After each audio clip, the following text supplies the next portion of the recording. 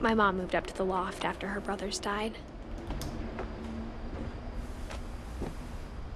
At the time, it was as far away as she could get.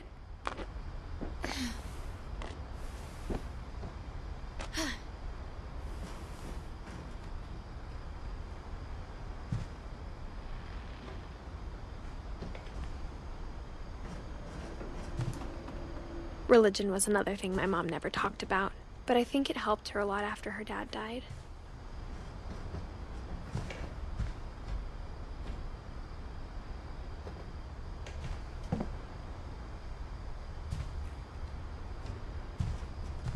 She spent a summer building houses. My mom moved to India a week after graduation and got a job teaching English.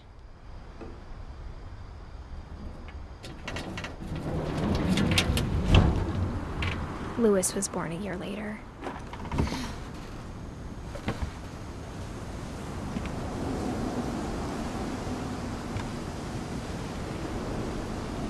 When my dad died, I don't think Mom knew where else to go. I'm sure Edie was happy to have her back.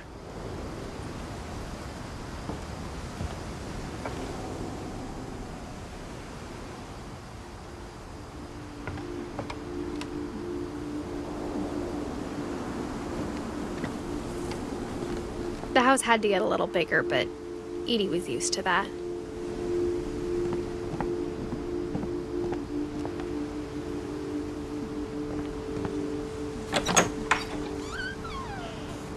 And for a while, things were good, almost normal.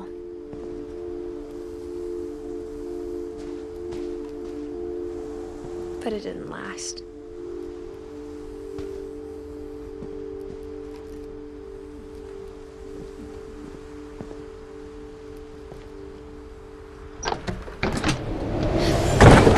The beginning of the end was Milton's 10th birthday, when Edie gave him a castle.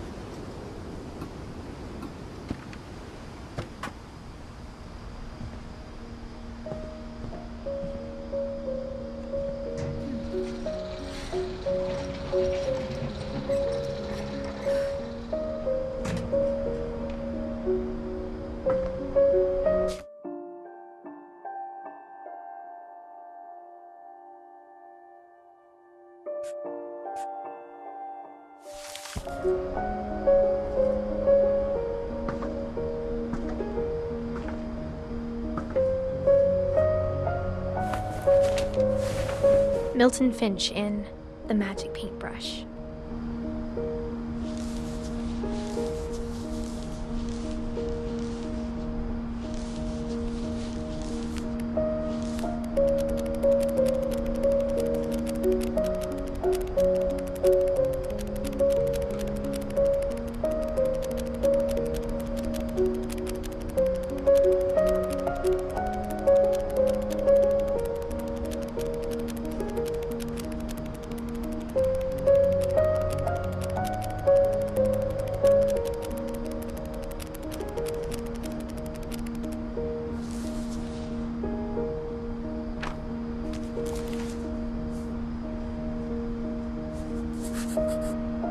I was 4 when Milton disappeared.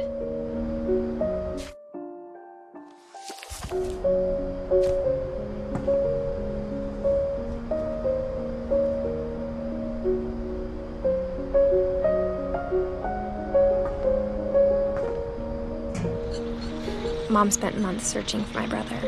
Then she sealed the doors.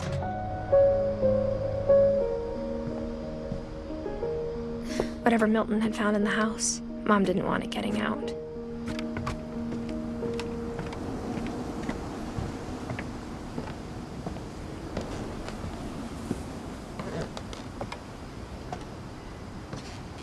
Mom definitely blamed Edie, but I think Lewis blamed himself.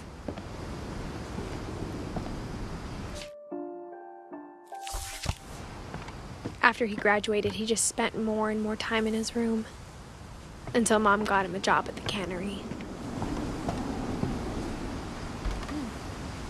Everyone always told me to stay out of Lewis's room, except Lewis.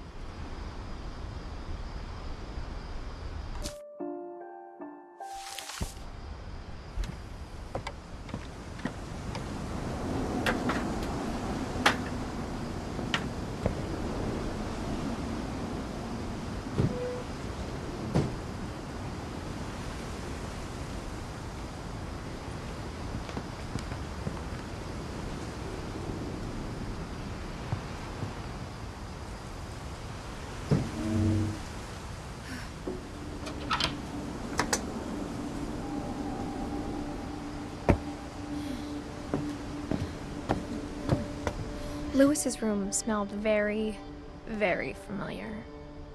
That part of him lived on.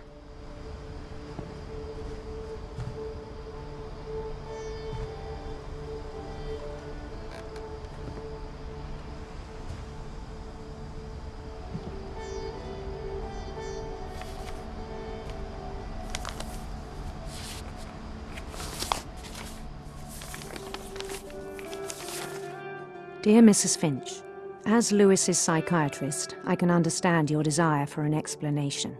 As I see it, the trouble began in January, shortly after we convinced your son to seek treatment for substance abuse. Newly sober, I believe Lewis first noticed the monotony of his daily life.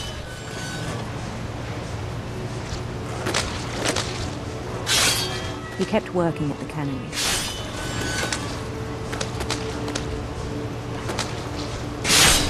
But he withdrew part of himself. In our sessions, I saw the same behavior. His mind began to wander. I asked him to describe it.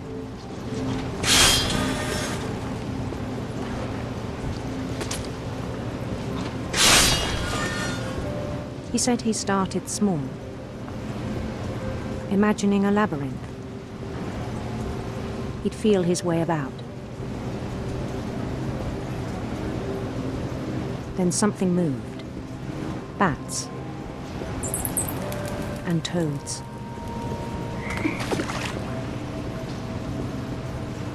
And things that have not names. He knew it was all in his head.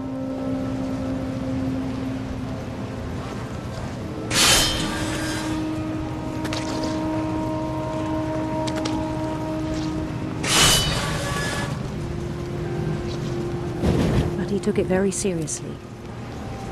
I had hoped he'd find himself.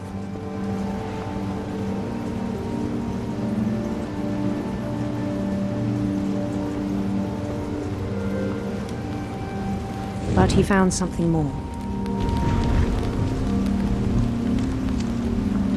I worried about him then, daydreaming at the cannery. I spoke with his boss. But he said Lewis had become a model employee. Methodical, tireless, focused. Like a whole new Lewis. So I let him go on.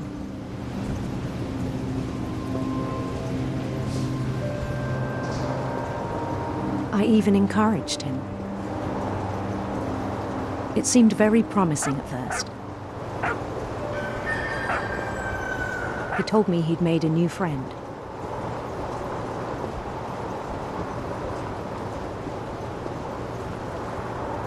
On the edge of a city he named Lewis Topia.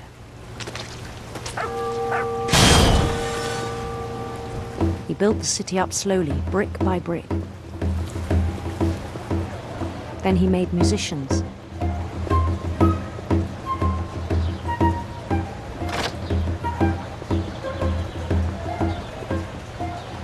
And songs for them to play. He talked about starting a band. And he was always humming something. Every day his imagination grew stronger.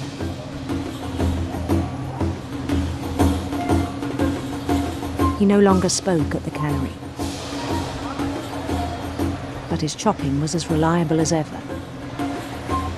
Then one day it struck him that all the cheering crowds, even the stones under his feet, were all in his imagination. So he could do whatever he wished.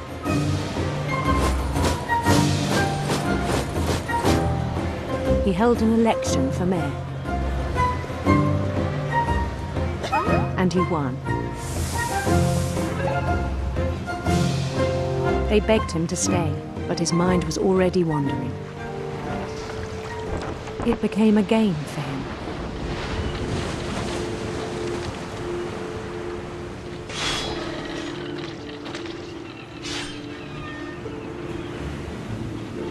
He'd conquer a city, then immediately push on.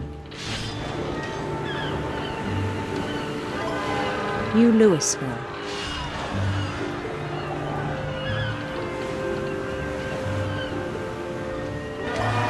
St. Louis. He started drifting away from our reality.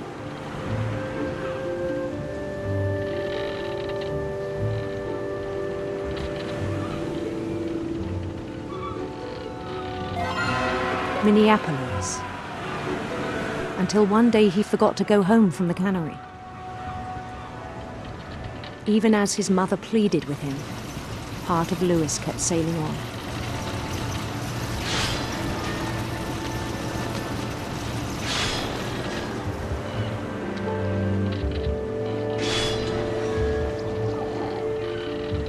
In Lewisburg, he heard rumors of a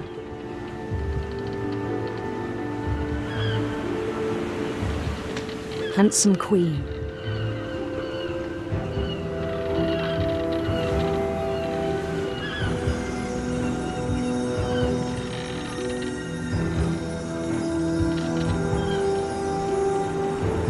The queen was on her own quest for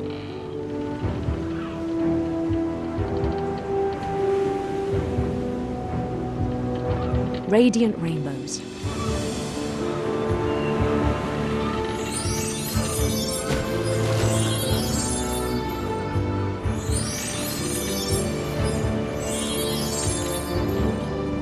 He followed the sound of her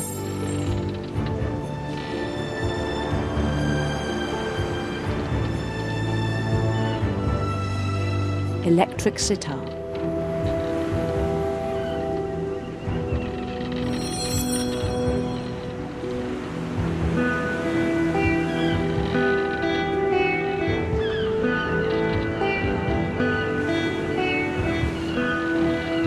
His chase led him to a golden palace east of the sun and west of the moon.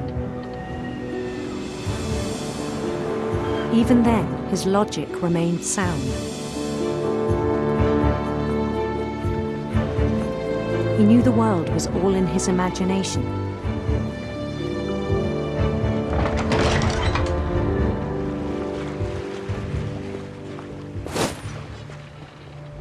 But he was so proud of having created it.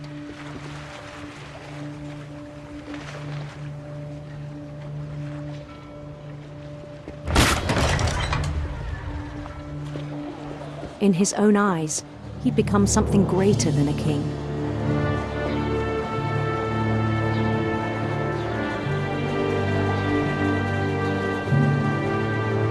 For someone who'd never known success in the real world, I think it was overwhelming. And then it struck him that the real Lewis was not the one chopping salmon, but the one climbing the steps of a golden palace.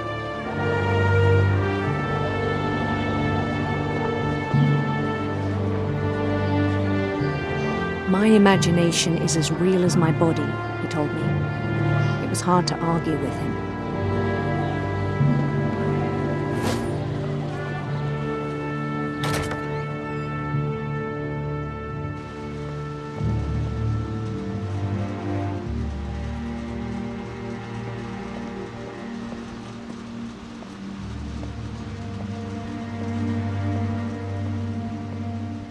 He began to forget the world we know.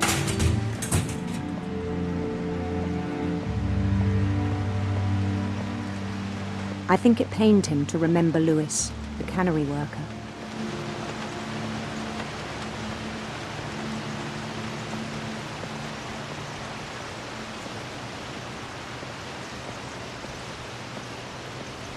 He began to despise the man with a royal contempt.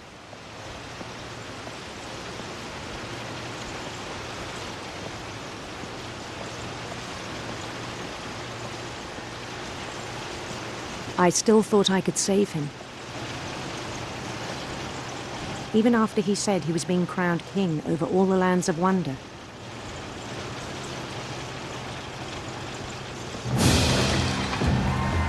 The palace would be packed with his companions.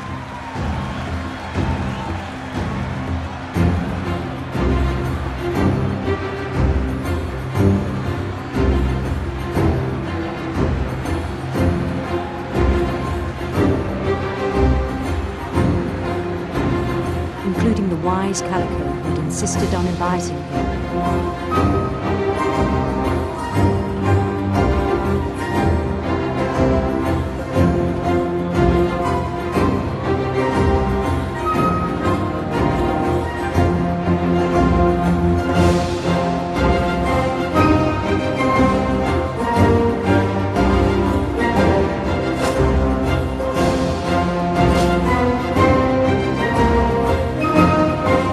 Queen waited, holding his crown.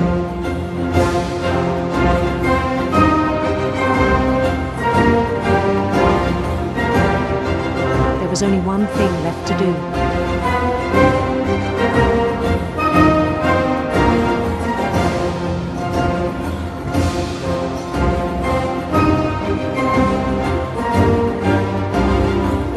Bend down his head.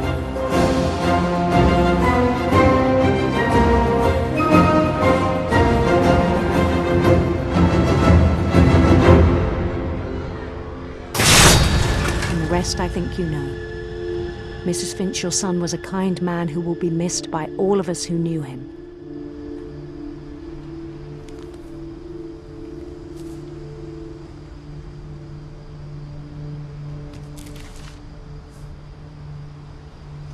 My brother was really cool.